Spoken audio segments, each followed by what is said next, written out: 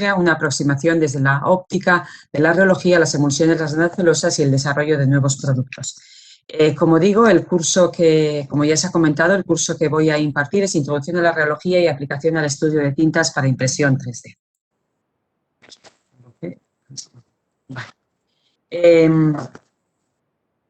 Bueno, en primer lugar, me gustaría un poco comentar dónde estamos nosotros.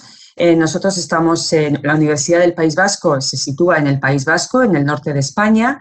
El País Vasco es una universidad multicampus y nosotros concretamente estamos en el campus de Guipúzcoa. ¿Se puede ver el ratón, por favor?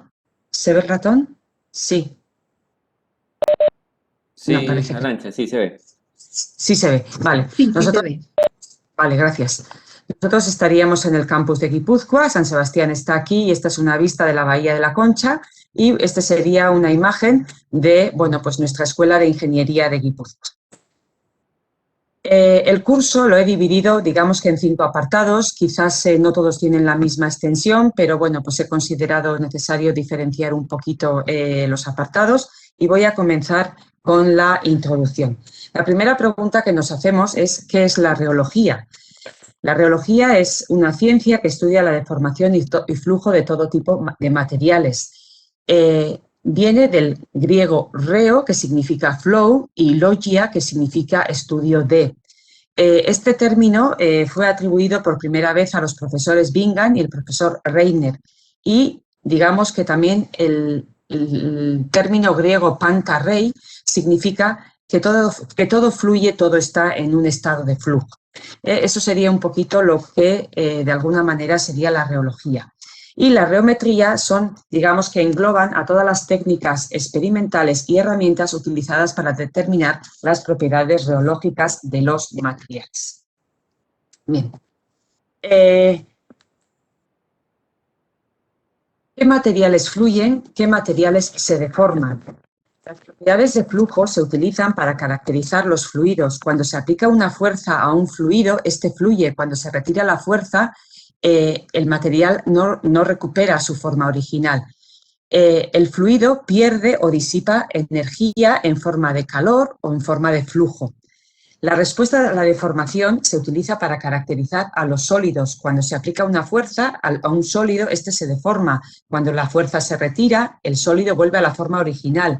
El sólido es capaz de almacenar la energía y utilizarla para recuperar la forma. Pero la mayoría de los materiales exhiben ambos comportamientos, comportamiento de fluido, viscoso y comportamiento de elástico o de sólido. Son materiales viscoelásticos. La rheología va a describir todo tipo de materiales, cómo responden todo tipo de materiales al esfuerzo aplicado.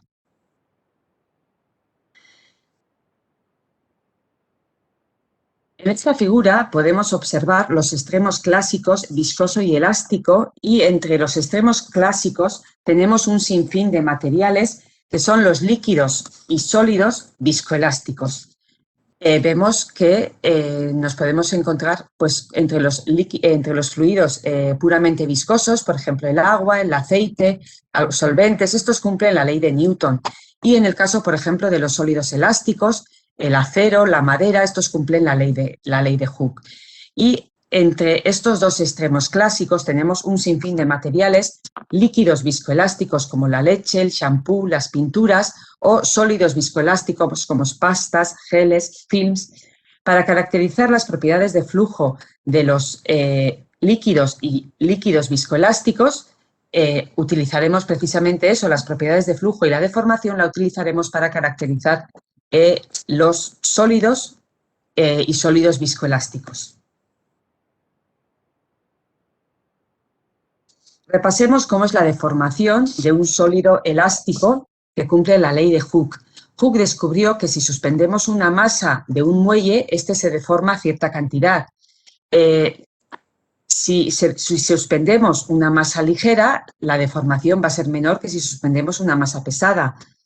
Una misma masa suspendida de un muelle blando va a dar lugar a una deformación muchísimo mayor que en un muelle rígido. La proporcionalidad entre la constante de proporcionalidad entre la fuerza aplicada y la deformación resultante es el módulo. El módulo describe el comportamiento de deformación de materiales elásticos. ¿Y cómo es el flujo de un fluido puramente viscoso? Viene dado por la ley de Newton. Newton descubrió que al aplicar una fuerza a un líquido, éste se movía a cierta velocidad.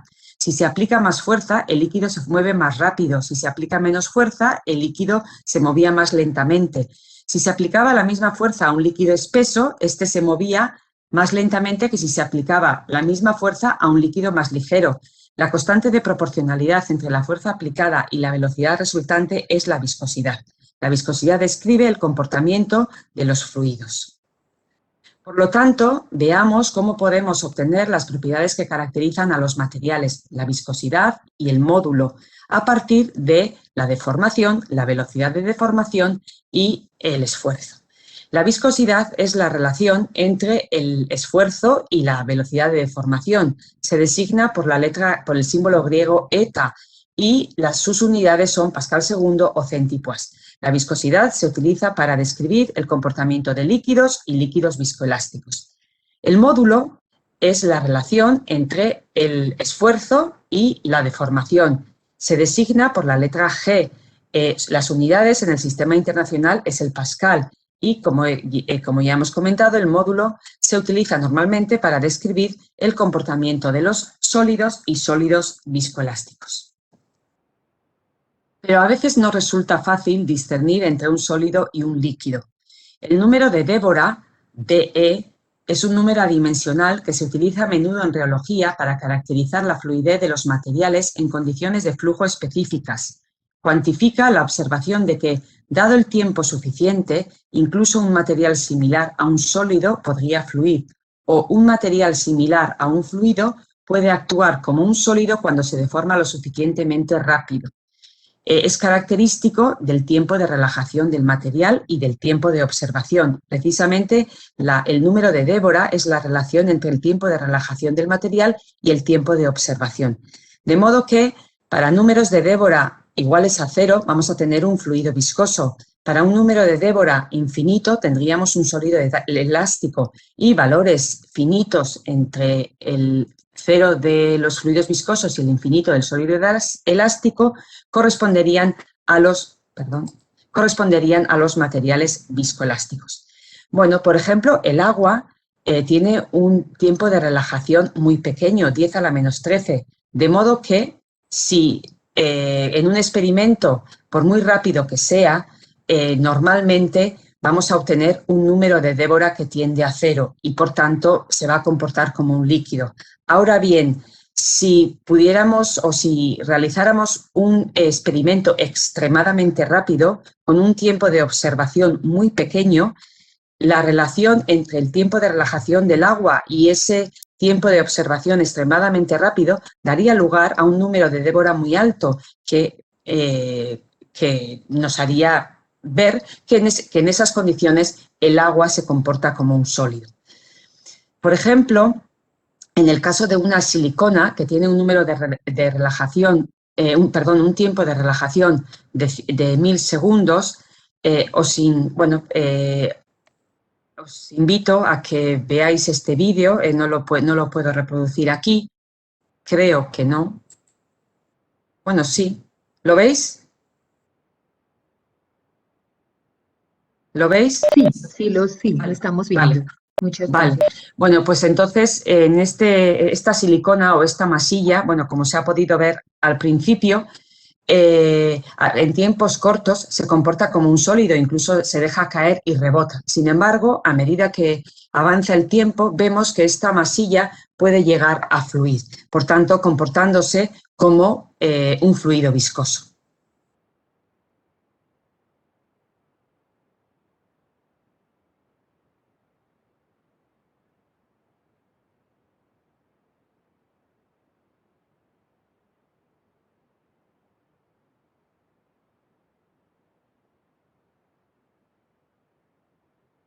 Voy a continuar.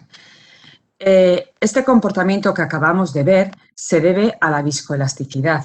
Muchos sólidos o líquidos únicamente cumplen la ley de Hooke o la ley de Newton a bajas deformaciones o velocidades de deformación y muestran un comportamiento no lineal a mayores deformaciones o velocidades de deformación. Los fluidos newtonianos son aquellos que muestran una constante de proporcionalidad entre el esfuerzo y la velocidad de cizalla. La viscosidad del material es constante. En muchos disolventes, agua, aceites, digamos que tendríamos una viscosidad constante al variar, al aumentar la velocidad de cizalla o el esfuerzo. Tendríamos una relación constante, como se puede ver aquí. Algunos, los viscoplásticos, necesitan vencer, como ya veremos más adelante, necesitan vencer un esfuerzo de fluencia para llegar a fluir. Pero algunos fluidos se desvían de este comportamiento y muestran una viscosidad que es dependiente del tiempo o de la velocidad de cizalla. En el caso, por ejemplo, de los materiales que tienen una viscosidad dependiente de la velocidad de cizalla, podemos distinguir los materiales, los fluidos con shear thinning o los fluidos con shear thickening. Vemos que en el caso de los de shear thinning o también conocidos como pseudoplásticos, la relación entre el esfuerzo y la velocidad de cizalla, aunque sí es lineal inicialmente, luego se desvían a mayores velocidades de cizalla. O en el caso de, lo mismo ocurre con los fluidos que presentan shear thickening y también se llaman dilatantes. En ambos casos, como se puede ver, en el caso del comportamiento shear thinning o pseudoplástico, la viscosidad disminuye al aumentar la velocidad de cizalla y en el caso de los dilatantes o de los que presentan shear thickening, esta aumenta con la velocidad de cizalla. El shear thinning o pseudoplasticidad ocurre en fluidos no newtonianos debido a cambios en la orientación molecular o de partículas y debido a la alineación de estas en la dirección del flujo. Por ejemplo, en el caso de polímeros y soluciones poliméricas y fundidos, los entrelazamientos y plegamientos que podemos observar en reposo se deshacen y se alinean en la dirección de la cizalla aplicada, con una consecuente disminución de la viscosidad. En el caso, por ejemplo, de emulsiones, las partículas esféricas que se observan en reposo se alinean se deforman y alinean en la dirección del flujo. En el caso de las dispersiones, las partículas que se encuentran en reposo al azar también se alinean y en la dirección del flujo, y en el caso de las suspensiones, los aglomerados que existen en reposo se rompen con el cizallamiento aplicado. En todos los casos, desde el desorden en reposo, que se traduce en una elevada viscosidad, hasta el orden debido a la cizalla aplicada y que provoca una disminución de la viscosidad, se conoce como shear thinning o pseudoplasticidad.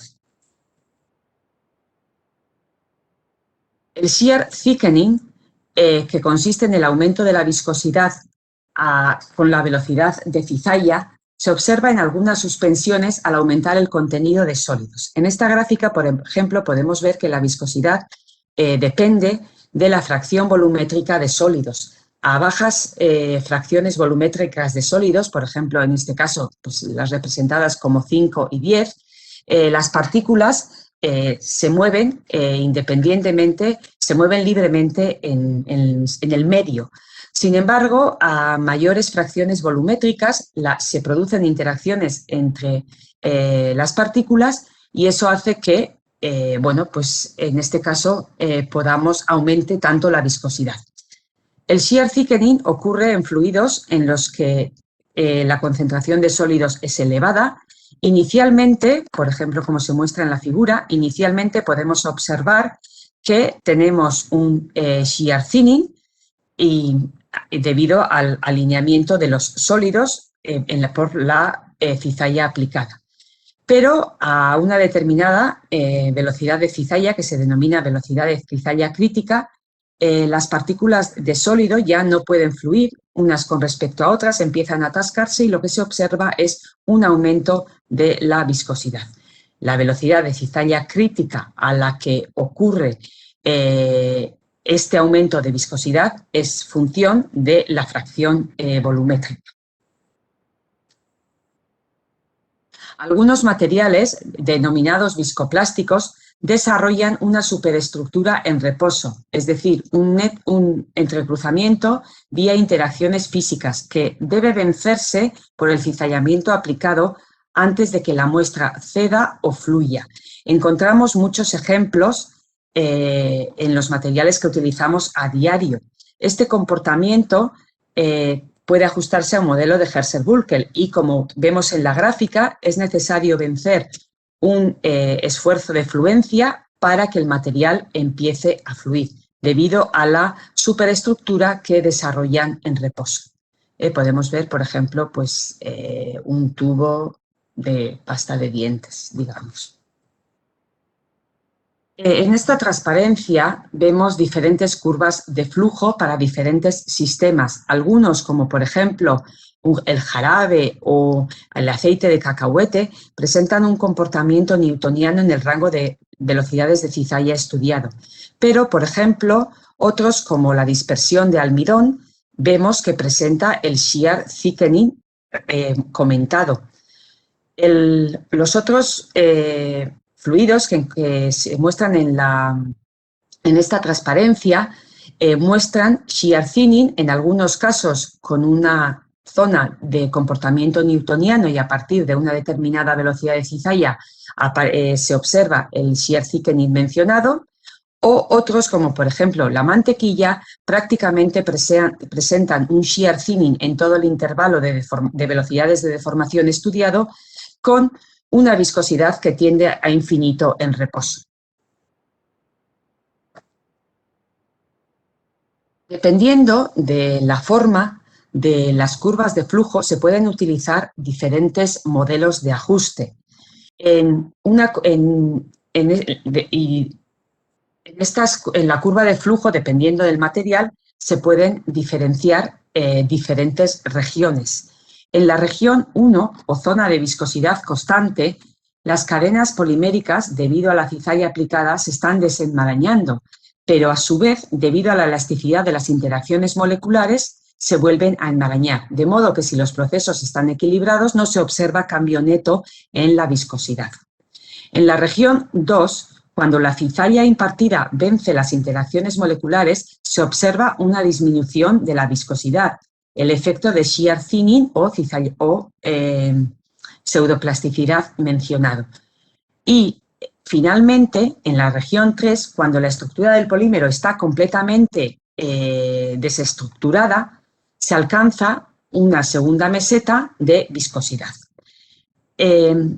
Dependiendo de la curva de flujo, se utilizan diferentes modelos. Por ejemplo, el modelo de Oswald se suele utilizar para ajustar la región 2, y podemos determinar el índice de consistencia, que da idea de la rigidez de la estructura, o el índice de pseudoplasticidad, que nos da idea del shear thinning o del shear thinning, o de cuánto se desvía del comportamiento newtoniano.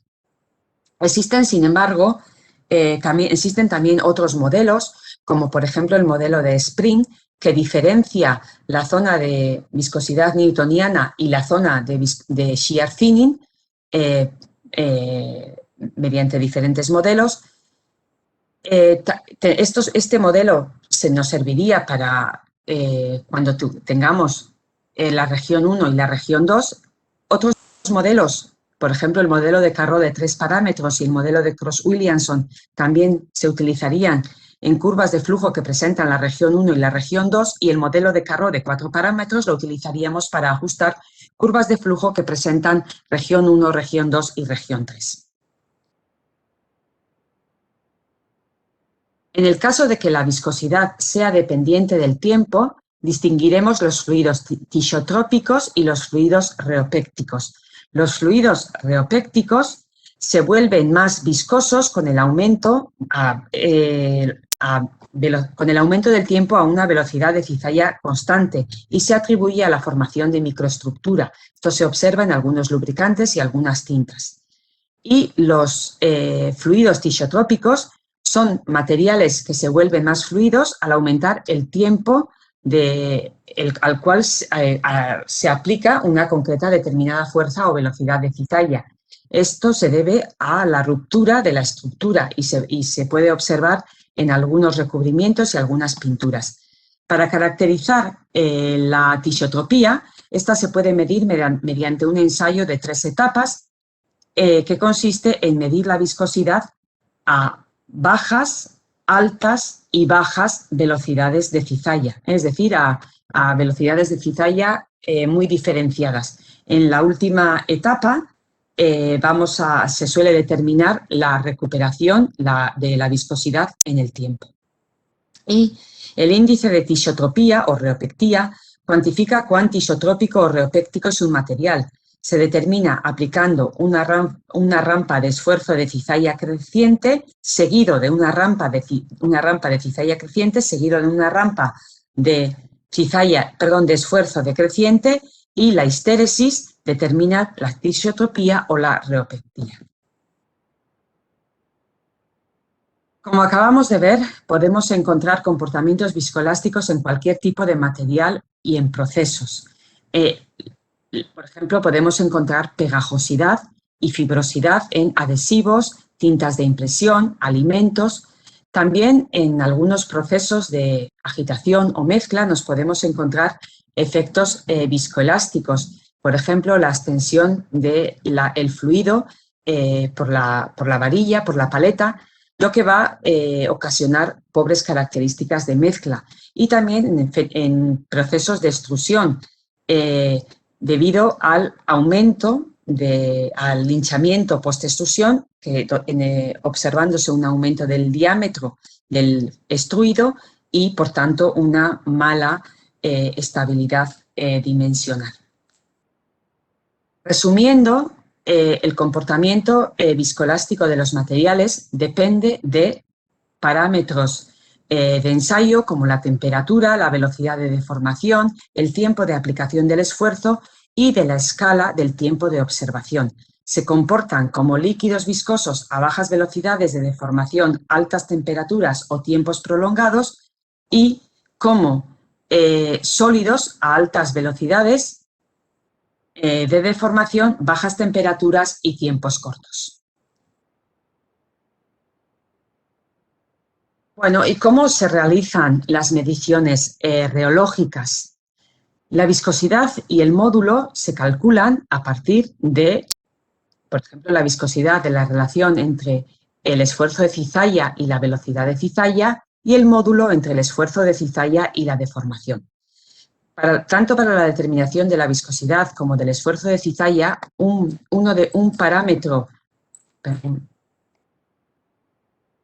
los parámetros se controla y se mide la respuesta frente al parámetro que se está controlando. Por ejemplo, en el caso de la viscosidad, cuando estamos trabajando en esfuerzo controlado, se aplica un esfuerzo y se mide cuán rápido se mueve la muestra, el fluido. Por ejemplo, si aplicamos velocidad de cizalla controlada, vamos a medir el esfuerzo necesario para mantener esa velocidad de cizalla. En el caso de que estemos midiendo el módulo, podemos controlar el esfuerzo de cizalla y medir la deformación, o controlar la deformación y medir el esfuerzo de cizalla necesario. Tanto al medir la viscosidad o el módulo, como ya se ha dicho, se controla un parámetro reológico, mientras que el otro es la medida de la respuesta del material.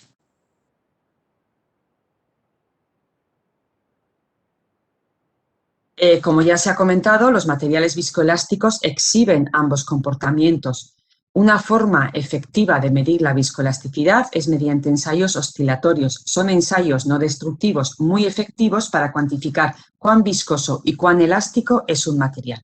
Ya se ha mencionado también que los fluidos, los materiales viscosos, disipan o pierden la energía que se aplica sobre ellos en forma de calor o en forma de flujo. Y los sólidos o materiales elásticos almacenan la energía aplicada sobre ellos en forma de estrés, para utilizarla después para recuperar la forma una vez de que se cesa en la aplicación de ese esfuerzo, esa cizalla, perdón.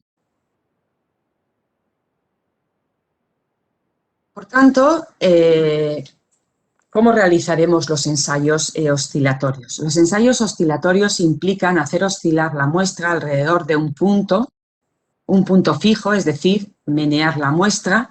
Los ensayos se realizan en el rango de viscoelasticidad lineal a deformaciones muy pequeñas para no perturbar la estructura inherente de la muestra. Se aplica una oscilación suave y sinusoidal de una determinada amplitud, la altura del pico, y una determinada frecuencia, el tiempo necesario para completar un ciclo completo. La oscilación se aplica de forma sinusoidal, la onda de entrada comienza en 0 grados y la onda seno resultante no va a empezar en 0 grados, sino que aparece retrasada respecto a la onda seno. Precisamente ese desfase, ese ángulo de desfase, ese retraso entre la onda sinusoidal aplicada y la resultante nos va a dar idea del balance o va a contener la información viscoelástica, el balance de la respuesta elástica y la respuesta viscosa. Por lo tanto, si el ángulo de desfase entre la onda sinusoidal aplicada y la resultante es de 0, vamos a tener, si están en fase, vamos a tener un sólido elástico. Si están desfasados 90 grados, si no están en fase, vamos a tener un fluido newtoniano y ángulos valores de delta, desfases entre 0 y 90 grados, van a corresponder a materiales viscoelásticos. Veamos cuáles son las funciones que podemos obtener de los ensayos dinámicos. Si aplicamos una deformación con una determinada amplitud y una determinada frecuencia, la respuesta va a tener una determinada amplitud y un determinado desfase respecto a la onda sinusoidal aplicada. La amplitud de la onda aplicada, la amplitud de la respuesta y el ángulo de desfase nos van a permitir determinar las componentes elástica, módulo de almacenamiento G', la componente viscosa, módulo de pérdidas, la tangente de delta, balance entre la componente viscosa y la componente elástica, y también podremos determinar el módulo complejo a partir del módulo de almacenamiento y el módulo de pérdidas y conocida la frecuencia. El módulo de almacenamiento, como digo, es la relación entre las amplitudes de la respuesta y la onda sinusoidal aplicada y el coseno del desfase. El módulo de pérdidas viene dado por el seno del desfase. De modo que cuando el ángulo de desfase vale 0 grados, la componente viscosa, seno de 0 grados, va a ser 0 y por tanto el material almacena toda la energía. Se trata de un comportamiento puramente elástico, almacena toda la energía. En el caso de que tengamos un desfase de 90 grados, tendremos un comportamiento viscoso, puramente viscoso, ya que el módulo de almacenamiento, coseno de delta, va a ser 0 y el módulo de pérdidas va a tener su valor máximo. El sistema disipa toda la energía. Digamos que tendríamos componente, cuando el desfase es 0 grados, un sólido puramente elástico, y cuando es de 90 grados vamos a tener puramente viscoso. Para los materiales viscoelásticos, ese valor de delta, ese desfase, suele ser mayor que 0 y menor que 90 grados. La tangente de delta nos va a dar la relación, como ya he comentado anteriormente, el balance entre la componente viscosa y la componente elástica. Y también se suele llamar factor de amortiguación. En esta gráfica podemos ver cómo varían los valores de la componente elástica y viscosa y también de tangente delta en función del tipo de material. Ya hemos comentado que en el caso de un fluido puramente viscoso, G', el módulo de almacenamiento es 0 y únicamente tendríamos módulo de pérdidas. Por tanto, pues cuanto mayor sea el módulo de almacenamiento, el módulo de pérdidas, perdón, frente al módulo de almacenamiento, más nos acercaremos hacia los fluidos de comportamiento newtoniano. En esos casos, la tangente de delta tiende a infinito o valores mucho mayores que 1.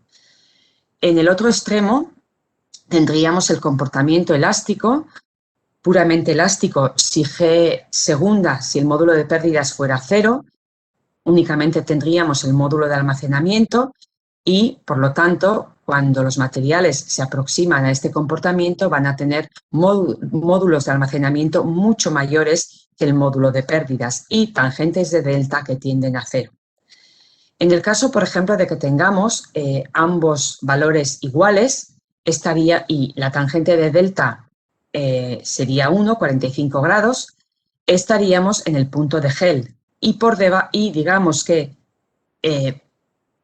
si nos desplazamos hacia la izquierda, de manera que el valor del módulo de almacenamiento, perdón, de pérdidas tiende a ser mayor que el módulo de almacenamiento, nos acercamos hacia o tenemos un fluido viscoelástico. Y en el caso de que G' sea mayor que G segunda, tendremos un sólido viscoelástico.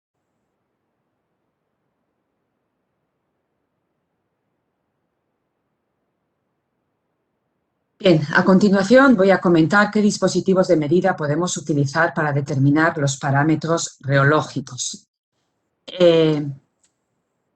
Para ello podemos utilizar un reómetro. En un reómetro podemos medir o controlar la velocidad de cizalla, la deformación o el esfuerzo de cizalla y colocaremos la muestra en diferentes geometrías que estarán condicionadas por las características del flujo del material. Desde cilindros concéntricos para fluidos de baja viscosidad a conoplato, también para materiales que pueden fluir, y platos paralelos para materiales de baja viscosidad hasta sólidos blandos. Las medidas reológicas las podemos hacer en rotación continua o en rotación oscilatoria o dinámica. Estas son las geometrías que se suelen utilizar normalmente. Como ya he comentado, la elección de estas geometrías depende un poco de las características del flujo del material. Para muestras que fluyen, se pueden utilizar cilindros concéntricos, o utilizaríamos cilindros concéntricos, también el conoplato y desde muestras líquidas hasta sólidos blandos utilizaríamos los platos paralelos. Las dimensiones de estos elementos de medida, estas geometrías de medida, vienen dadas por los radios. Por ejemplo, en este caso, en el caso de los cilindros concéntricos, el radio exterior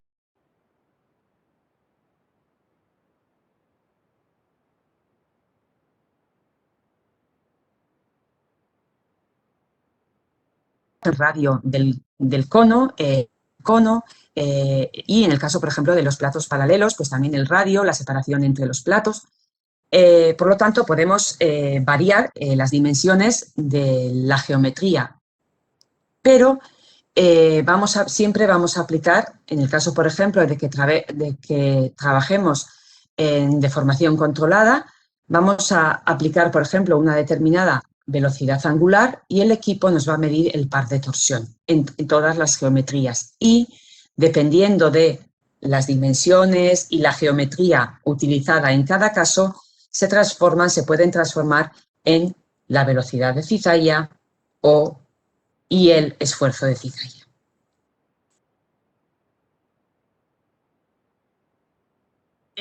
Brevemente voy a comentar algunos factores que afectan a la viscosidad de los fluidos. La viscosidad puede verse afectada por factores dependientes del procesado, como puede ser los relacionados con la cizalla, el esfuerzo, la velocidad, el tiempo de aplicación, también por la temperatura a la que estemos midiendo esa viscosidad. En general, al aumentar la temperatura disminuye la viscosidad o la presión, que al aumentar la presión normalmente aumenta la viscosidad. Pero también pueden estar condicionadas por características del material, como la estructura química o las configuraciones y conformaciones en general, grupos laterales voluminosos de baja flexibilidad y grupos polares que aumentan las interacciones intermoleculares provocan o dan lugar a mayores viscosidades. La masa molecular también influye en la viscosidad. Al aumentar la masa molecular, aumenta la viscosidad, disminuye la velocidad de cizalla a la cual se desvía del comportamiento newtoniano y disminuye el índice de pseudoplasticidad, es decir, se hace más pseudoplástico. ¿Cómo afecta la concentración? Al aumentar la concentración, aumenta la viscosidad, disminuye la velocidad de cizalla a la cual se desvía del comportamiento newtoniano y también disminuye el índice de pseudoplasticidad. La distribución de masas moleculares también puede afectar a la viscosidad. Un aumento del índice de polidispersidad no modifica la viscosidad, pero sí modifica la velocidad de cizalla a la cual se desvía del comportamiento newtoniano, disminuye. Y las ramificaciones, al aumentar las ramificaciones, disminuye la viscosidad y aumenta la velocidad de cizalla a la cual se desplaza a mayores velocidades de cizalla el inicio de la pseudoplasticidad. No influye en el índice de pseudoplasticidad. Y, por supuesto, la presencia de otros componentes como cargas, aditivos, también van a modificar la viscosidad de nuestro fluido, de nuestro material. Bien, a continuación voy a mostrar los ensayos que podemos realizar rotacionales o oscilatorios para caracterizar diferentes fenómenos reológicos. La siguiente figura hace referencia a cómo realizar los ensayos en función del tipo de material, si rotación continua o rotación oscilatoria o ensayos dinámicos. En general, para los sólidos y fluidos, sólidos viscoelásticos, se realizan ensayos dinámicos y en el caso de los líquidos o líquidos viscoelásticos se pueden utilizar ambos, tanto la rotación como la oscilación. Los ensayos rotacionales pueden ser medir la viscosidad a una determinada velocidad de cizalla, medir la viscosidad en un rango de velocidades de cizalla, serían las curvas de flujo que ya hemos visto, ensayos de tisotropía, que pueden ser ensayos de 3 etapas a bajas, altas y bajas velocidades de cizalla para en la última, después de la destrucción de la estructura, medir la recuperación de la estructura, barridos de temperatura a velocidades de cizalla y temperatura constantes, midiendo cómo varía la viscosidad en el tiempo, barridos de tiempo.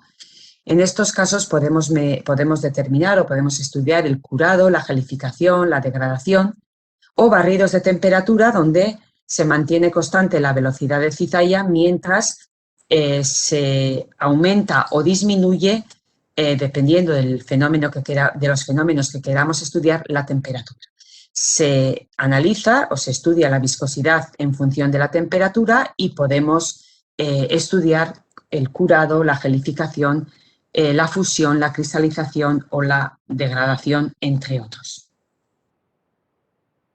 Entre los ensayos rotacionales dinámicos, entre los ensayos dinámicos, oscilatorios o dinámicos, tenemos barridos de amplitud, Podemos realizar barridos de amplitud, que luego voy a comentar en qué consisten, barridos de frecuencia, el ensayo de tisiotropía, barrido de tiempo y barrido de temperatura.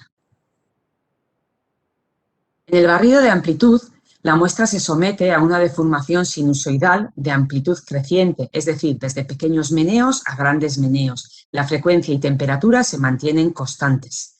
Se puede determinar la deformación que daña la estructura, es decir, el límite del rango de viscoelasticidad lineal. Los resultados normalmente se presentan como G', componente elástica, o G2, componente frente a la deformación o esfuerzo. Este ensayo puede determinar, como ya hemos dicho, el rango de viscoelasticidad lineal, la fuerza estructural, la rigidez, la estabilidad estructural y el punto de fluencia o punto de flujo. En este ensayo de barrido de amplitud podemos ver, por ejemplo, es un barrido de amplitud de esfuerzo, podemos ver que el rango de viscoelasticidad lineal, que correspondería a este rango, el módulo de almacenamiento y el módulo de pérdidas, y el módulo de almacenamiento son independientes de, en este caso, de la amplitud del esfuerzo. Pero bueno, también puede realizarse como amplitud de deformación, variando la amplitud de la deformación. A este valor de esfuerzo vemos que el módulo se desvía del comportamiento lineal o ya empieza a ser dependiente y ocurre por la destrucción de la estructura interna. Los puentes de hidrógeno, la cristalinidad, se conoce como yield point o yield stress. Cuando ambas curvas se igualan, cuando los módulos son iguales, se define el punto de flujo o esfuerzo de flujo. Podríamos determinar ese valor. En esta gráfica, también correspondiente a un barrido de amplitud, en este caso de deformación, barrido de amplitud de deformación, tenemos dos recubrimientos, el recubrimiento base y el recubrimiento superior, y podemos ver, por ejemplo, que en el caso del superior, en las curvas rojas, en rojo, G' es mayor que G', el módulo de almacenamiento es mayor que el módulo de pérdidas. Por tanto, en este caso tenemos un comportamiento elástico y este recubrimiento tiene una mayor estabilidad, una mayor resistencia al hundimiento, un espesor de un recubrimiento de mayor espesor y tendríamos también un nivelado mucho más lento.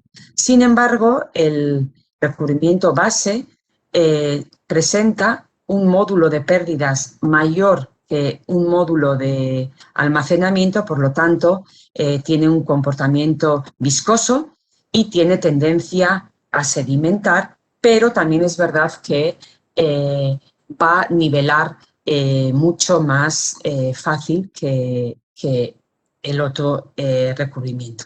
Bueno, no lo he comentado, en esta zona en la que tanto el módulo de almacenamiento como el módulo de pérdida son independientes de la amplitud de deformación, se conoce como rango de viscoelasticidad lineal, o es el rango de viscoelasticidad lineal. En un barrido de frecuencia, la frecuencia de oscilación se aumenta manteniendo constante la amplitud. Es importante para estudiar comportamientos de relajación a pequeños lapsos de tiempo en alta frecuencia y de relajación a largos lapsos de tiempo, de baja frecuencia. Cuantifica la viscosidad a velocidad de cizalla cero, no está representado aquí, para líquidos viscoelásticos. La forma de las curvas G' y G' frente a la frecuencia son características del tipo de material, es decir, si tenemos un gel, una emulsión, un fundido, una pasta, una dispersión, etc. Y la forma de la curva también proporciona información sobre la masa molecular, la distribución de masas moleculares, el grado de reticulación, la estabilidad, etc. En este barrido de frecuencia de un líquido viscoelástico, es decir, no se trata de un gel, no hay ningún entrecruzamiento, tampoco refuerzos, vemos que a bajas frecuencias o largos tiempos tenemos un módulo de almacenamiento mayor que un módulo de pérdidas mayor que un módulo de almacenamiento. Por tanto, tendríamos un comportamiento newtoniano y podemos determinar también la viscosidad de este fluido, la viscosidad de este fluido viscoelástico. Vemos que a mayores frecuencias o tiempos cortos, G', el módulo de almacenamiento, se hace mayor que el módulo de pérdidas y en este caso tendríamos un comportamiento viscoelástico. A diferencia del material anterior, en este caso tenemos un material viscoelástico parcialmente entrecruzado. En el anterior no teníamos entrecruzamientos. Precisamente por los entrecruzamientos que tiene este material, vemos que a bajas frecuencias o largos tiempos el material, o siempre vamos a tener el módulo de almacenamiento mayor que el módulo de pérdidas. El material no experimenta ninguna relajación. Tenemos un gel que es estable debido a la estructura tridimensional, a la estructura reticular. En esta zona de bajas frecuencias, la pendiente nos va a dar la resistencia de la estructura y el valor absoluto nos va a dar la rigidez del gel.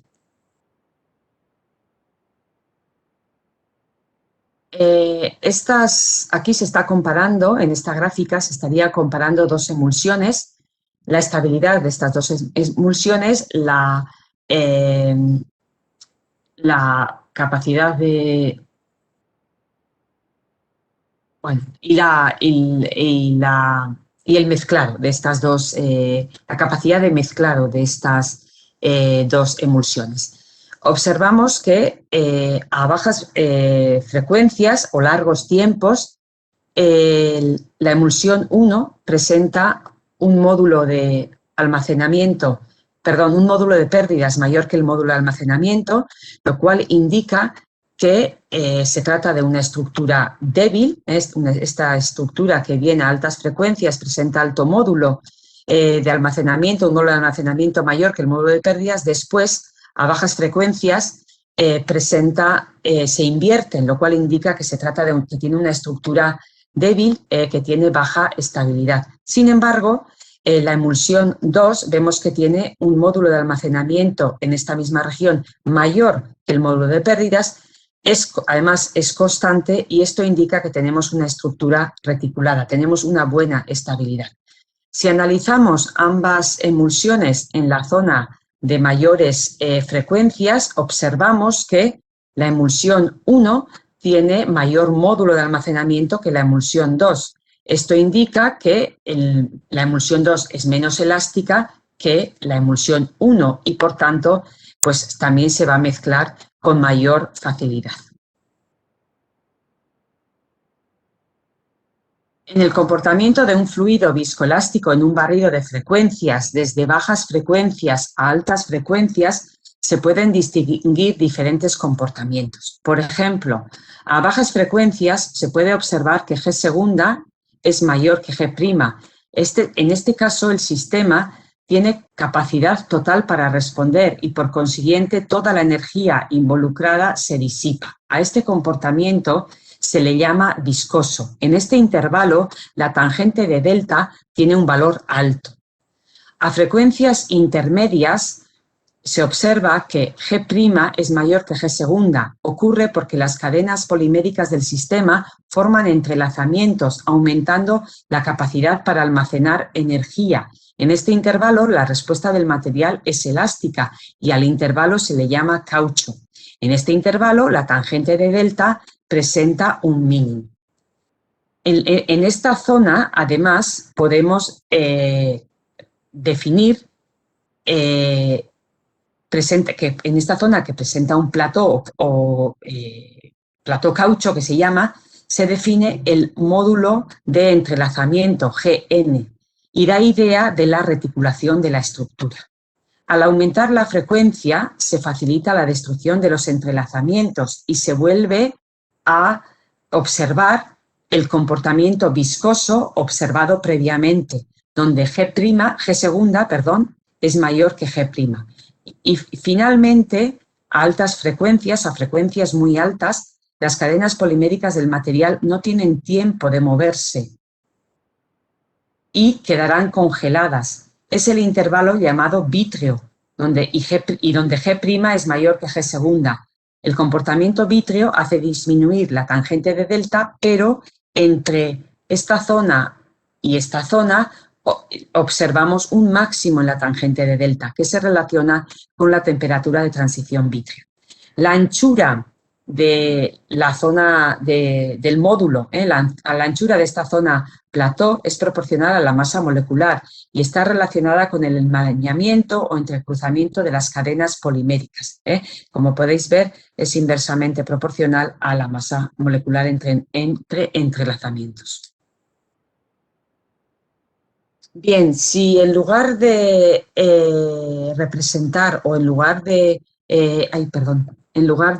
las curvas de módulo frente a frecuencia, teniendo en cuenta que la frecuencia y el tiempo son inversamente proporcionales, son inversamente proporcionales y el tiempo es proporcional a la temperatura, las curvas de módulo frecuencia o módulo temperatura tiempo tienen la misma forma, pero son, digamos, espejo ambas curvas.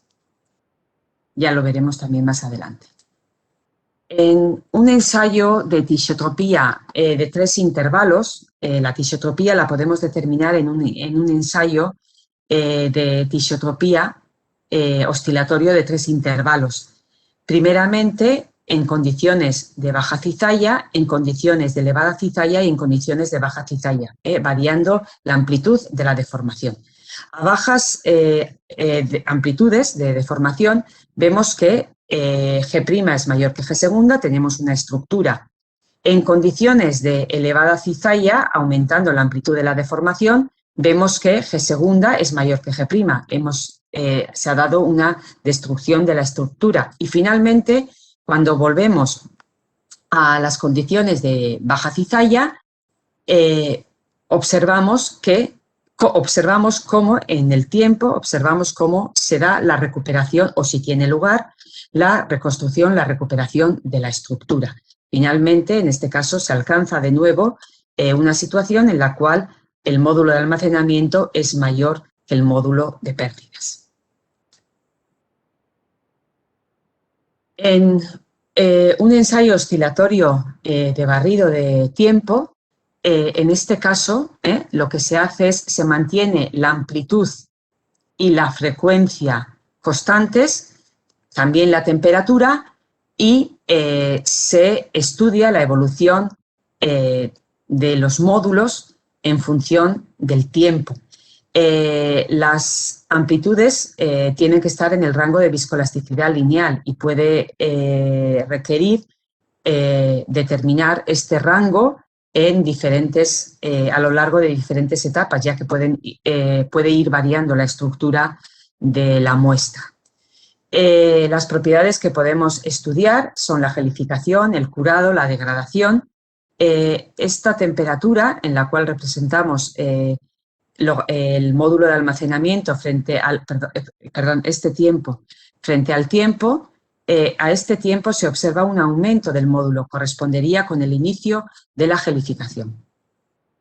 En esta gráfica se representan tanto la curva del módulo de almacenamiento como del módulo de pérdidas. Observamos que inicialmente el módulo de almacenamiento es mayor que el módulo de pérdidas, nuestra muestra sería líquida, el caso, por ejemplo, de una resina que va a curar.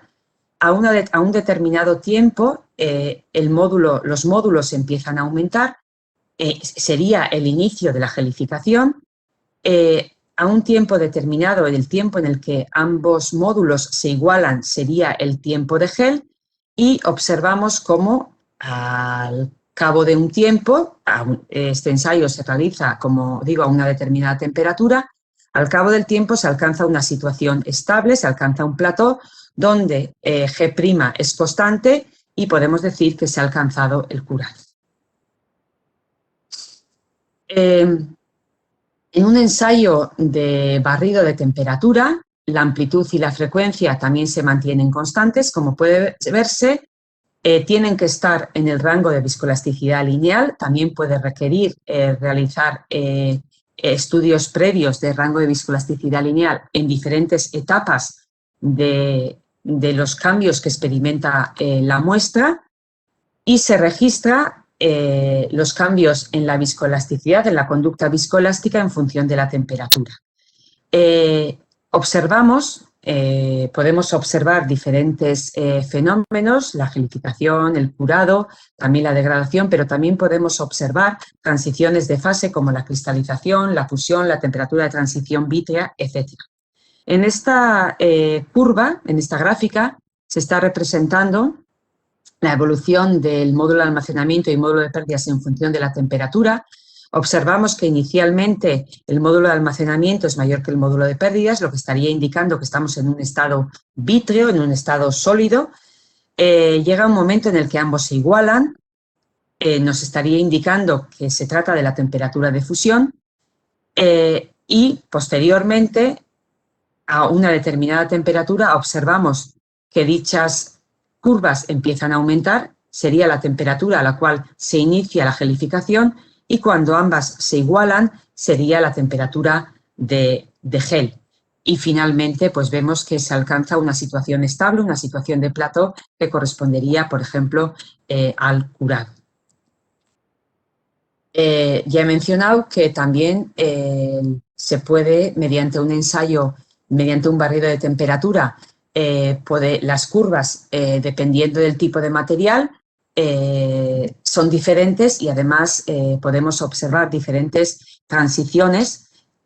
Por ejemplo, en el caso de un material, un sólido amorfo, sin ningún entrecruzamiento, sin ningún orden, observamos que a bajas temperaturas el sólido, el módulo de almacenamiento es mayor que el módulo de pérdidas, estaríamos en un estado vítreo, y a partir de una temperatura, cuando se alcanza la temperatura de transición vítrea, el módulo de almacenamiento empieza a ceder y observamos un máximo en la tangente de delta.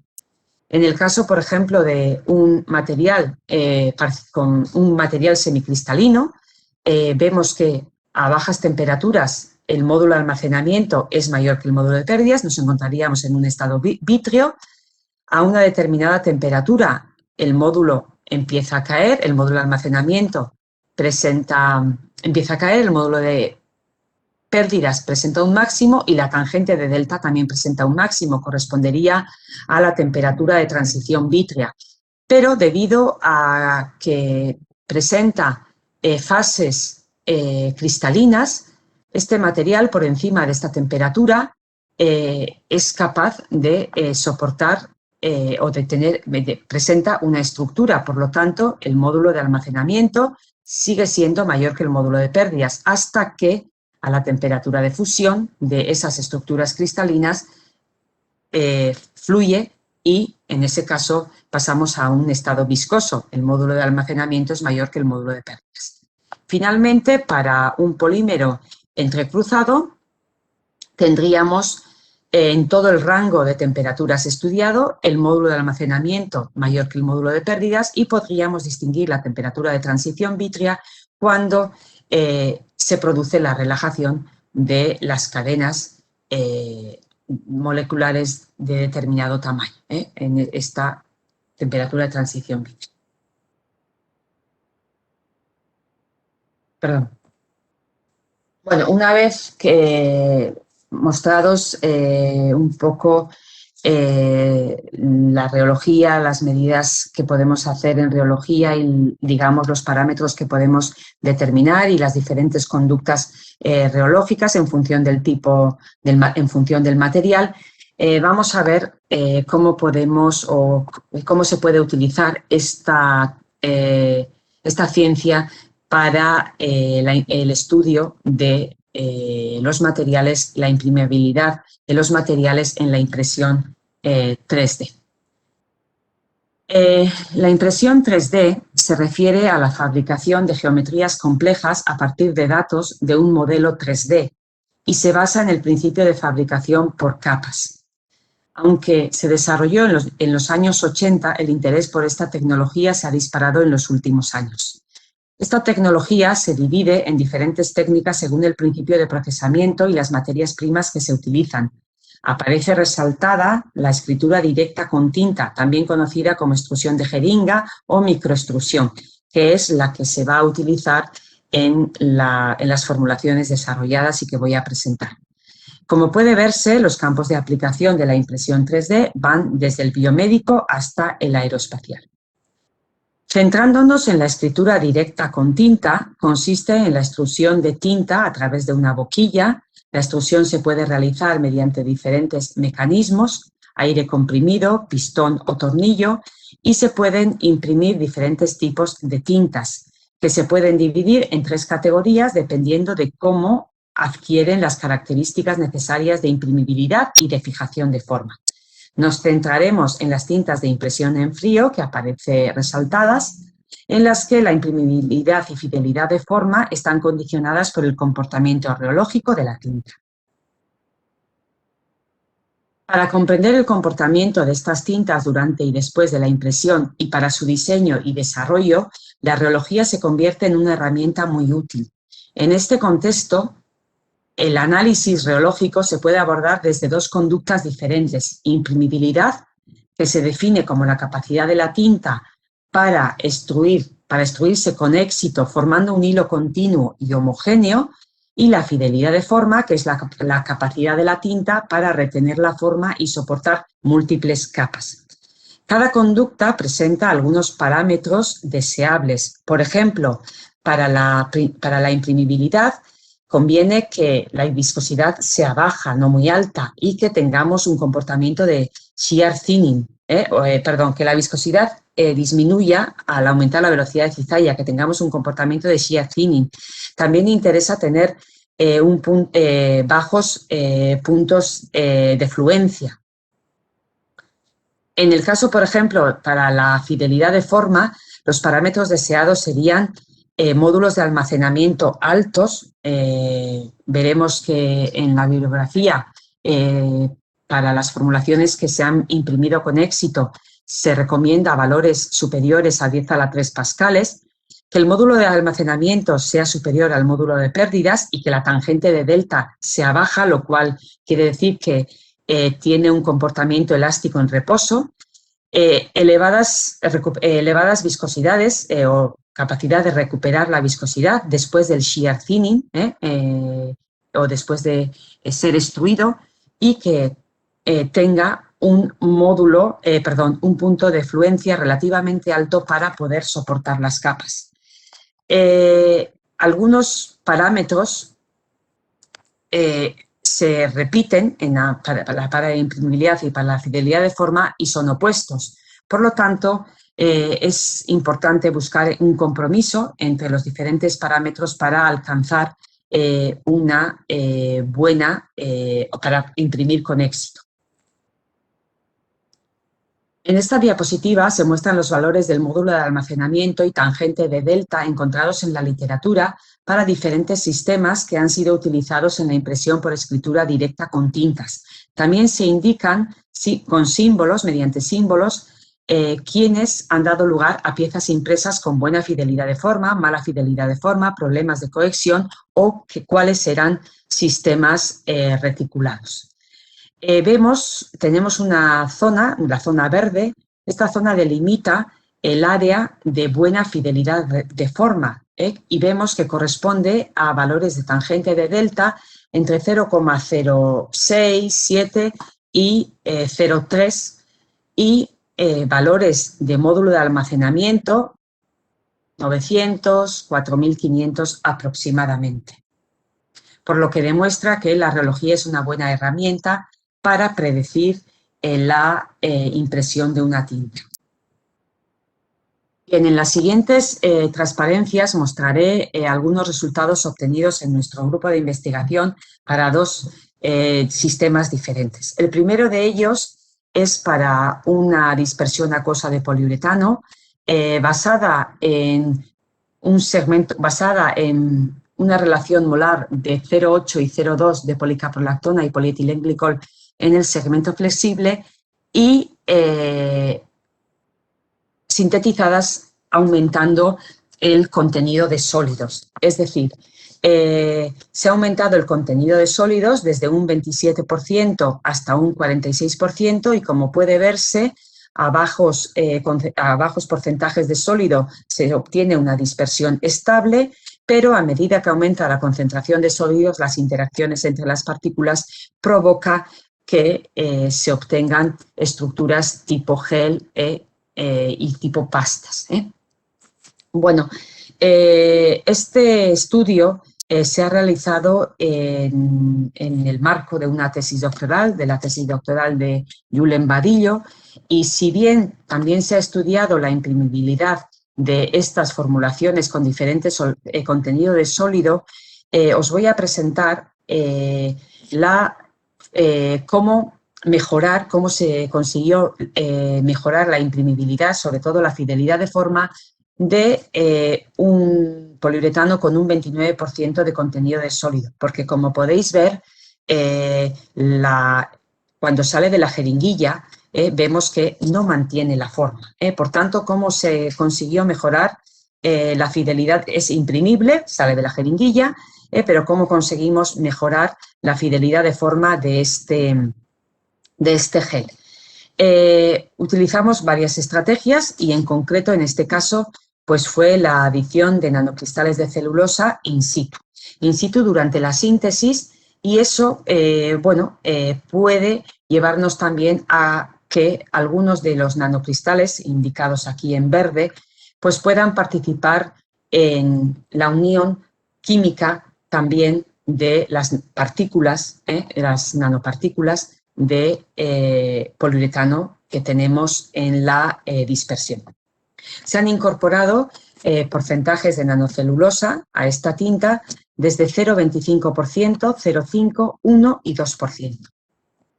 Bueno, la caracterización reológica previa a la impresión nos indica, en la curva de flujo, nos indica que la viscosidad de la matriz del poliuretano sin celulosa aumenta considerablemente con la adición de los nanocristales, incluso con muy pequeñas cantidades de nanocristales.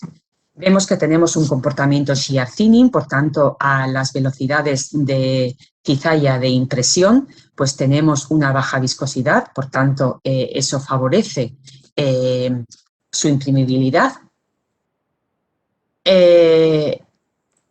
Por otro lado, vemos que también se caracterizó mediante un ensayo de amplitud de deformación, amplitud de frecuencia, amplitud de deformación, de esfuerzo, amplitud de deformación, amplitud de esfuerzo, también en un ensayo de barrido de frecuencia, barrido de amplitud, quería decir, barrido de amplitud de deformación, barrido de amplitud de esfuerzo, barrido de frecuencia, y se determinaron el punto de fluencia y el punto de flujo, y estos valores se recogen en la tabla. Se puede observar cómo con adición de muy pequeñas cantidades de nanocelulosa, nanocristales de celulosa, el punto de YEL, el punto de fluencia, aumenta, casi se duplica, y el punto de flujo igualmente. Después, digamos que la adición de porcentajes mayores o algo mayores, la variación no es tan marcada con respecto a la formulación con menor contenido de nanocelulosa. Este aumento del punto de fluencia y del punto de flujo favorecerá, como veremos después, la fidelidad de forma, pero también es verdad que valores muy altos de punto de fluencia o punto de flujo también pueden comprometer la imprimibilidad. En el barrido de frecuencia podemos observar que en todo el rango estudiado G', el módulo de almacenamiento, es mayor, digamos que las curvas sólidas, G' frente a G segunda, G' frente a G segunda para las diferentes composiciones, y podemos observar que en todo el rango estudiado el módulo de almacenamiento es mayor que el módulo de pérdidas, por tanto tendremos una estructura tipo gel. También vemos que en todos los casos el módulo de almacenamiento es mayor que el valor encontrado en la literatura de 10 a la 3 para una fidelidad de forma buena. La adición de nanocristales de celulosa vemos que aumenta el módulo, por tanto aumenta la estructuración del gel. También disminuye, vemos que podemos medir los valores de tangente de delta y observamos que estos valores disminuyen, por tanto vamos a tener un comportamiento más elástico.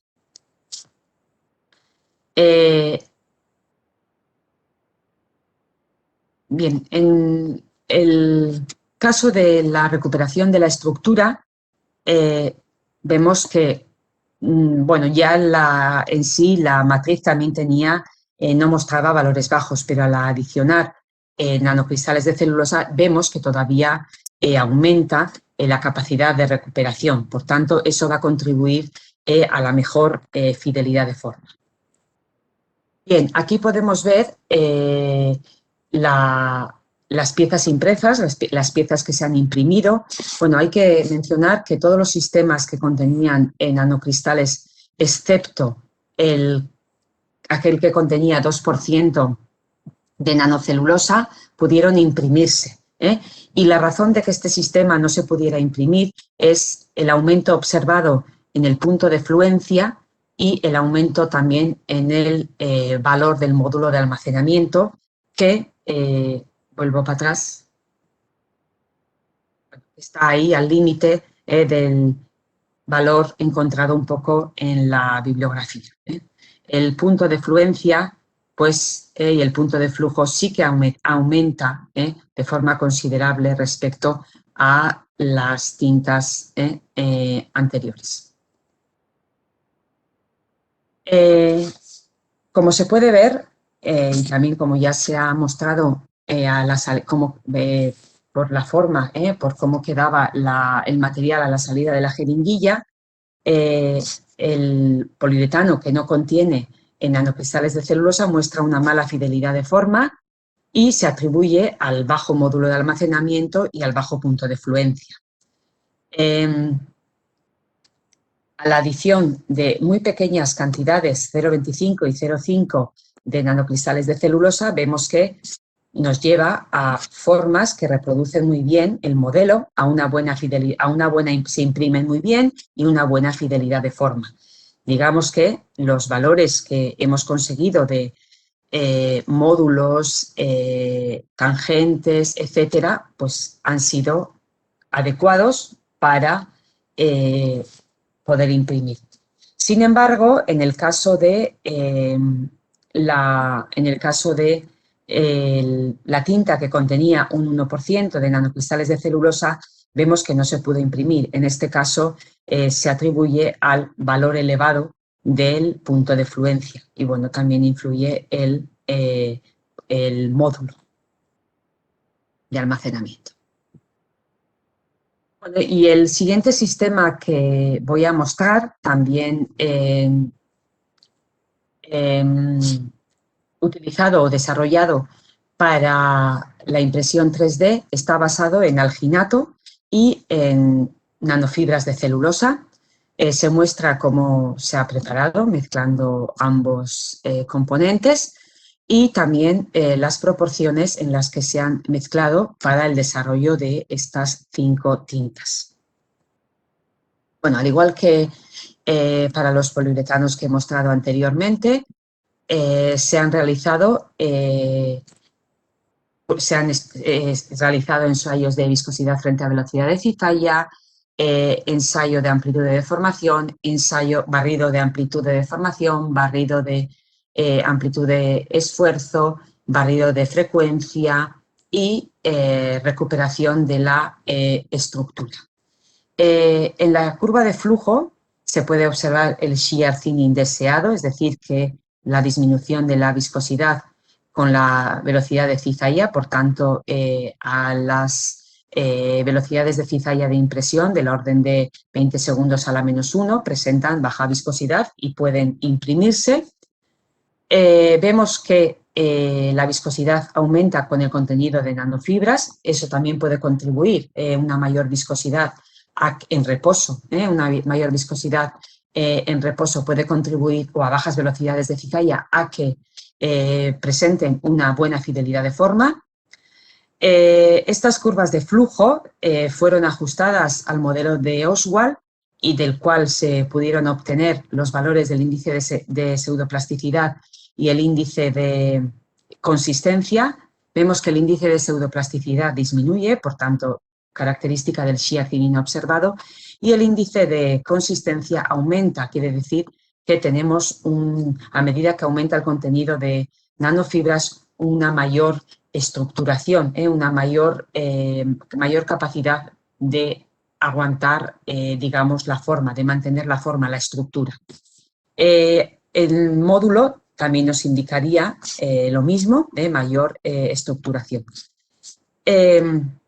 Por otra parte, el punto de flujo se midió también cuando coincidían G' y G segunda, en el punto en el que coinciden ambos módulos, y también la recuperación del ensayo realizado de 3 ciclos a baja, alta y baja velocidad de cizalla. Primeramente a baja velocidad de cizalla medimos la viscosidad, a alta velocidad de cizalla se da una desestructuración, se rompe la estructura del gel y se mide la recuperación de la estructura. Se obtuvieron valores altos y, por lo tanto, pues es de esperar que tengan en general buena fidelidad de forma. He resaltado las formulaciones con un 1 y 2% de nanofibras debido a que, como se verá posteriormente, no mostraban buenas características de fidelidad de forma. Tenemos módulos por debajo de los 1000 pascales que sugiere o que se ha visto en la literatura. Y bueno, pues también un punto de flujo, un punto de también, bueno, en este caso no se midió, pero muy bajito, y viscosidades también bajas. Por tanto, esta puede ser, estos valores ya nos pueden indicar que no se va a imprimir bien. Efectivamente, aquí se muestran las curvas obtenidas en el barrido de amplitud de deformación. Vemos que estas dos formulaciones presentan módulos menores que las formulaciones conteniendo 3, 4 y 5% de nanofibras. En cualquier caso, en todos los casos, G' es mayor que G segunda, por tanto tenemos una estructura de gel. Y bueno, pues también en el rango de viscoelasticidad lineal. Y en cuanto a la tangente de delta, que nos da idea de la elasticidad y nos da idea también de la capacidad de recuperar la estructura, y que ya hemos mencionado que en el estudio bibliográfico realizado las tintas que mostraron buenas capacidades de impresión tenían valores entre 0,5, 0,6 y 0,3, pues justo vemos que también las formulaciones con 1 y 2% presentan valores mayores. Por tanto, nos hace pensar que podemos tener problemas a la hora de mantener la forma. Y como se puede mostrar en esta transparencia, se imprimieron probetas de hueso de perro, probetas cilíndricas, y vemos que en el caso de las formulaciones con un 1 y 2% de nanofibras no mantenían la forma del diseño. Sin embargo, con un 3, 4 y 5% mantienen muy bien, se imprimen muy bien y las capas también se depositan muy bien y tienen una buena fidelidad de forma. Se imprimieron también las formulaciones con 3, 4 y 5% con otras geometrías, en el caso, por ejemplo, estos cilindros, y se puede ver que mantienen perfectamente la altura y el diámetro del modelo diseñado. Bueno, estas tintas de impresión pueden utilizarse como soporte de moléculas de interés e imprimir después formas personalizadas que contienen precisamente estas moléculas de interés. En este caso, las tintas se cargaron con curcumina. Se puede ver que el alginato contribuye además a la estabilización de la curcumina, ya que, como se muestra en la imagen superior, no son estables ni en agua ni en PBS. Las formulaciones se prepararon adicionando curcumina a las tintas que resultaron ser adecuadas o que presentaron buena fidelidad de forma, es decir, con 3, 4 y 5% de nanofibras. Se incorporó un 15% de curcumina y, bueno, pues se caracterizaron reológicamente, se realizaron ensayos de curvas se obtuvieron las curvas de flujo, viscosidad frente a velocidad de cizalla, ensayos de barrido de amplitud de deformación, barrido de amplitud de esfuerzo, barrido de frecuencia y el ensayo de recuperación. Bueno, podemos ver que las tintas que incorporan curcumina presentan el deseado comportamiento de shear thinning con bajas viscosidades a las velocidades de impresión. Vemos también que en el rango de viscoelasticidad lineal el módulo de almacenamiento es mayor que el módulo de pérdidas, aumentando la separación entre ambos a medida que aumenta el contenido de nanofibras, lo cual nos indicaría un material más elástico. Y en esta imagen se muestran las piezas impresas que se obtuvieron. Este sería el modelo que se diseñó y vemos cómo se imprimen perfectamente y obtenemos formas que tienen una buena fidelidad de forma. Bien, he comentado que las tintas se pueden utilizar como soporte para moléculas de interés y en este caso se utilizaron o se estudiaron se prepararon para el estudio de la liberación de las formas impresas, el estudio de la liberación de curcumina, digamos como si fuera un fármaco. Para ello, las formas impresas primeramente se liofilizaron y tendríamos una estructura porosa en la cual, pues, después esa estructura porosa se introduce en PBS y se estudia la liberación de la curcumina en ese medio. Podemos ver que en estas imágenes, como para la tinta de un 4% de nanofibras, bueno, pues la liberación aumenta con el tiempo. Esta liberación se produce para el 3 y 4% de nanofibras, prácticamente se alcanza el 100% en 5 horas. Y vemos que para la tinta con un 5% de nanofibras no se alcanza el 100% de liberación y se produce en un tiempo mucho más extenso, mucho más amplio. Podemos decir que las nanofibras pueden modular la liberación de la curcumina. Si comparamos la liberación con la desintegración de la pieza impresa, vemos que siguen el mismo patrón. Por lo tanto, la liberación de la curcumina va asociada a la desintegración del SCAF. Y una de las razones por las cuales la que contiene un 5% de nanofibras es más lenta, se atribuye a que este scaffold presenta una menor porosidad y, por tanto, tenemos una menor absorción, penetración del agua y da lugar a una desintegración más lenta. Pero es cierto que el contenido de nanofibras modula la liberación. Bueno, pues esto es un poco todo lo que ya tenía para contaros en este curso. Muchas gracias por vuestra atención y bueno, pues dispuesta a responder a las preguntas que surjan.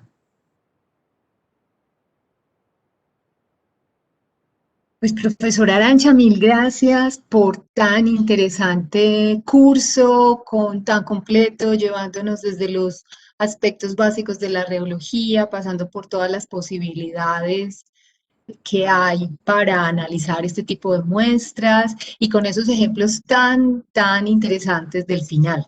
En ese sentido, tenemos algunas preguntas para hacerle que nos han hecho en el chat de manera privada. Una de las preguntas es, viendo estos desarrollos tan interesantes, ¿cómo consideras que los pudiéramos trasladar, por ejemplo, a los sectores de la agroindustria alimentaria, considerando que parte pues, del público que tenemos hoy está muy ligado a ese sector? Me imagino que te estás refiriendo a poder imprimir, Sí. digamos, tintas, le voy a llamar tintas, pero que estarían diseñadas o desarrolladas con biopolímeros, por ejemplo, almidón, y con polímeros que se consideran GRAS, con polímeros que de alguna manera puedan consumirse. Pues no habría ningún problema, porque de hecho hay muchos ejemplos ya en los cuales se imprimen productos alimentarios, productos que se utilizan en la alimentación. Lo que tienen que, para poder imprimirlos, lo que tendrían que cumplir es pues lo que hemos visto, las condiciones geológicas, pues de shear thinning, es decir, de presentar elevadas viscosidades en reposo para poder recuperar la forma, baja viscosidad, que presenten un comportamiento de shear thinning, que puedan disminuir la viscosidad a las velocidades de impresión.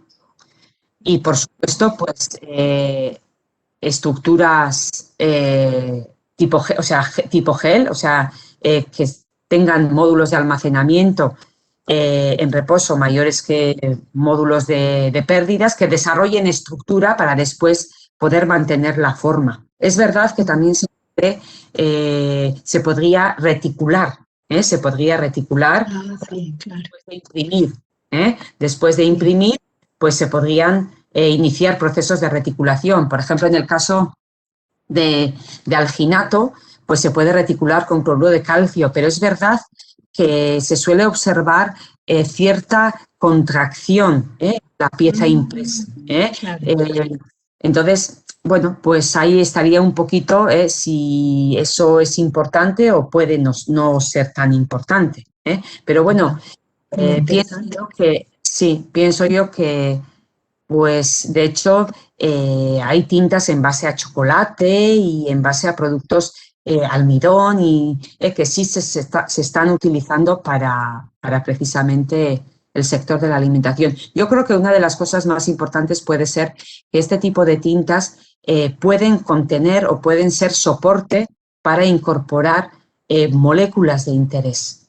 Pues imaginémonos, pues por ejemplo, vitaminas y nutrientes de alguna manera que, pues se haya para completar una dieta, por ejemplo, para complementar una dieta que puedan incorporarse ese tipo de moléculas de interés. Bueno, porque justamente Pienso que en ese sentido, otra pregunta era si era posible utilizar estos sistemas para inmovilizar enzimas. Pienso que sí. Yo diría que sí, porque algunas pruebas sí que hemos realizado, por ejemplo, con algunas enzimas, por ejemplo, gelatina y este tipo de sistemas, en base a... Sí, yo pienso que sí que sí, sería posible. En principio, no veo problema para ello, porque de hecho sí que alguna prueba hemos hecho y bueno, pues se puede hacer, vamos. Perfecto. Yo me preguntaba si ustedes tuvieron que hacer algún cambio como en los dispositivos comerciales que venden para hacer este tipo de impresiones o utilizando máquinas convencionales como las que se encuentran en el mercado se pueden hacer este tipo de desarrollos. A ver, hoy en día hay de todo, ¿eh? Nosotros cuando empezamos a trabajar con la impresión 3D, lo que hicimos fue adaptar una impresora de filamento en fundido, adaptamos la impresora a la impresora de jeringa, ¿eh? Y bueno, pues nosotros habíamos adquirido primeramente una impresora de filamento y a la misma empresa que nos suministró esta impresora de filamento le pedimos pues que nos hicieran el diseño de sustituir lo que es el cabezal para el fundido del filamento, pues que nos lo sustituyeran por una jeringuilla. Por una jeringuilla, por un pistón, etc., ¿no? Y bueno, pues es lo que habría que hacer. Es verdad que hoy en día pues hay impresoras para impresión directa de tinta ya comerciales también. Ah, sí, hay algunos desarrollos. Sí, Siguiendo en sí. esta línea de inmovilizar, de aprovechar tan estos desarrollos tan interesantes, eh, ¿qué pensarías de poder utilizar estos desarrollos, por ejemplo, para inmovilizar en ellos microorganismos, por ejemplo, que pudieran servir de soporte para otros sistemas? Por ejemplo, en agricultura se utiliza mucho sistemas que son combinados entre hongos y bacterias, por ejemplo, para mejoramiento de cultivos y que en ese tipo de desarrollos a veces es necesario utilizar algún medio plástico para incorporarlos. Entonces, utilizando pues estas ideas tan interesantes, sería muy extraño pensar en algo en ese sentido. Pienso que no, o sea, siempre y cuando pues no se alteren las condiciones de viabilidad, de estabilidad de estos microorganismos, pienso que no, o sea, en realidad no se aplican presiones muy altas. Ah, bien. No, no, a ver, muchas veces, por ejemplo, a ver, ¿cómo diría yo? Algunas de las muestras que hemos visto que no se podía imprimir, pues igual la impresora no era capaz de imprimirla, pero por ejemplo, la jeringuilla, uno mismo ayudándolo con la mano, lo puede imprimir. Entiendo que no son, digamos, condiciones muy, muy Muy severas, muy... industriales, sí. Sí, no, no son muy severos. Sí, entonces pienso que el tema está, bueno, pues cómo trabajar en las condiciones de esos microorganismos, en condiciones de, bueno, esterilidad, en el caso de que haga falta, etcétera, etcétera. Muy bien, muy interesante. ¿Ustedes han hecho algún estudio en el tiempo de degradación de alguno de esos de los materiales que han trabajado? Fuera del estudio de liberación, algún estudio de degradación en el tiempo. No, no, no, no hemos hecho, Pues no. pensando pues como en ese tipo de aplicaciones de las que hablábamos, porque pues en el amplio sector agroindustrial y que pues empieza con la producción agrícola, justamente pues ahí habría muchísimas posibilidades, sobre todo como te decía, para muchas prácticas agrícolas es necesario utilizar cierto tipo de plásticos como soportes o como vías, pero entonces si ellos una vez se pueden degradar en el campo, no habría necesidad pues de recuperarlos después. Yo entiendo que, bueno, se utilizan en esta tecnología muchos biopolímeros. Sí. Entonces, al final, la degradación de la pieza impresa va a depender de la degradación del material utilizado para la preparación de la tinta.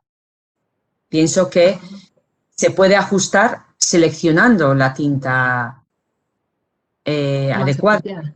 Sí, Sí. sí. Sí, porque a ver, sí que aquí he mostrado, pues por ejemplo, alginato, pero también hemos utilizado carragenano. Bueno, luego, sí, quiero decir que, bueno, pues se pueden elegir biopolímeros. Y bueno, y luego también se pueden utilizar otro tipo de polímeros sintéticos también, polivinilalcohol, carboximetilcelulosa. Bueno, evidentemente, a veces hace falta, digamos, un modulador reológico. Y ahí está la celulosa, porque ahí la aporta mucho. El tema es que yo creo que es muy grande el abanico de polímeros que podemos utilizar, pero muchas van a necesitar moduladores reológicos. Y bueno, pues desde mi punto de vista, la celulosa es muy buen modulador reológico. Sí, muchísimas gracias. Muy interesante, muy interesante. Bueno, les agradecemos muchísimo, profesora Arantxa, ha sido un placer, la verdad, maravilloso el curso de hoy. Agradecerles pues a nuestra audiencia por acompañarnos. Confiamos en que este primer curso dentro de esta gran sección de este trabajo relacionado con la nanotecnología en el marco del proyecto financiado por MinCiencias de Colombia, pues sea de su interés y les agradecemos pues que nos continúen acompañando en el ciclo de conferencias. Le doy la palabra a nuestro organizador, al doctor Robin Zuluaga, para que haga el cierre final. Muchas gracias, Pia, por ayudarnos en la moderación del evento y también especialmente a la profesora Arantxa por aceptar nuestra invitación para participar pues, de este curso, compartirnos sus conocimientos y experiencias en este tema de la impresión 3D. También recordarle a los asistentes, la charla de la próxima semana será el 19 de marzo a las 2 de la tarde sobre la nanocelulosa y sus perspectivas en la formulación de emulsiones. Asimismo, les estaremos enviando por correo electrónico la información de la charla del profesor Douglas Goff, que quedó aplazada debido a los inconvenientes que tuvimos de conexión la semana pasada. Y les agradezco pues a todos el haber estado, más de 120 personas estuvimos reunidos hoy en poder aprender todos los días de estas charlas y conocimientos, se aprende algo nuevo y diferente. Y que la pandemia pues nos ha brindado otra oportunidad de compartir el conocimiento que es a través de las redes sociales. No sé, la profesora Arantxa tenga algo para decir al final. No, yo sin más, bueno, ya he comentado al principio también, bueno, pues agradecer esta oportunidad. Y bueno, pues a ver, encantada de seguir con la relación que tenemos con todos ustedes y bueno, pues y abrir nuevas colaboraciones y en fin, que un placer y muchísimas gracias. No tengo nada más que decir. Ok. Bueno, muchas gracias a todos y nos vemos entonces dentro de 8 días con este ciclo de conferencias. Mil gracias, profesor Arantxa. Gracias a vosotros. Hasta luego. Hasta luego. Muchas gracias a todos. Adiós. Buen fin de semana. Cuídense mucho.